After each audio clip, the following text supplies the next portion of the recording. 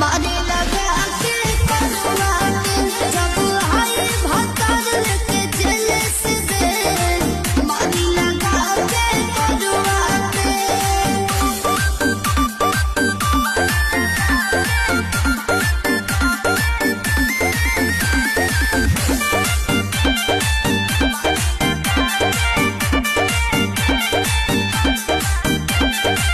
धोखा करके हमसे बियाह कई